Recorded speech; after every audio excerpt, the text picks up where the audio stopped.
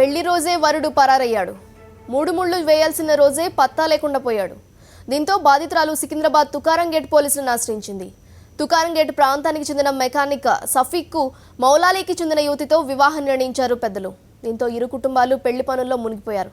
ఈ బిజీలోనే పెళ్లి రోజు రానే వచ్చింది. రాత్రి పెళ్లిపెట్టలు ఎక్కువలసిన వరుడు ఆ ఉదయం నుంచి కనిపించకుండా పోయాడు. ఎన్నిసార్లు ఫోన్ చేసినా తీయకపోవడంతో అమ్మాయి బంధువులు అతని ఇంటికి వచ్చి చూశారు. అక్కడ కూడా లేకపోవడంతో పోలీసులకు ఫిర్యాదు చేశారు.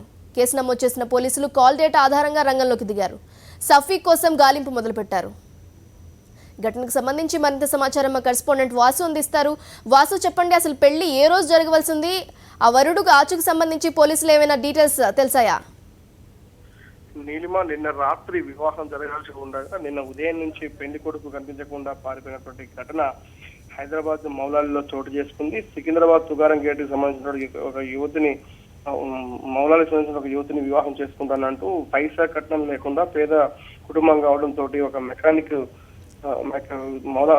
తుకారం గేట్ సంబంధించిన మెకానిక్ సఫీక్ అనే వ్యక్తి తనకు తానుగా వాళ్ళ ఇంటికి వెళ్ళి పెళ్లి చేసుకుంటానని చెప్పిన తర్వాత పూర్తిగా అన్ని ఏర్పాట్లు చేసుకుని ఖర్చంతా పెట్టి ఇక మరికొద్ది గంటల్లోనే వివాహం ఉందనగా ఉదయం నుంచి పెళ్లి కొడుకు కనిపించకుండా పోయారు. దీని విషయమై ఈ యువతి తల్లిదండ్రులంతా కూడా తుకారం గేట్కి వచ్చి కుటుంబ సభ్యులు ఆరాధించినప్పుడు కూడా ఉదయం నుంచి కనిపించని చెప్పడంతో ఒక్కసారిగా వీళ్ళంతా కూడా లబోదిగమన్నారు. ప్రస్తుతం ఇటు మౌలాలీ పోలీసులతో పాటు ఇటు తుకారం గేట్ పోలీసులకు కూడా ఫిర్యాదు చేశారు. ప్రస్తుతం ఎవరైతే సఫీక్ ఉన్నారో ఇతని కోసం పోలీసులు అతను మొబైల్ కాల్ డేటా ఆధారంగా కూడా ప్రస్తుతం అక్కడ ఎక్కడ ఉన్నారనే కోసం గాలిస్తున్నారు. కానీ ఎందుకు సఫీక్ పారిపోయాడనే కూడా విచారణ సాగుతుంది. ఇతను మరి వేరొక యువతితో ప్రేమ వ్యవహారం లేదంటే ఆ కట్నం లేకుండా పెళ్లి చేస్తున్నారనే కారణంతో ఇల్లు వెళ్ళి పారిపోయిన కోణంలో ప్రస్తుతం పోలీసులు దర్యాప్తు సాగిస్తున్నారు. నీలిమ.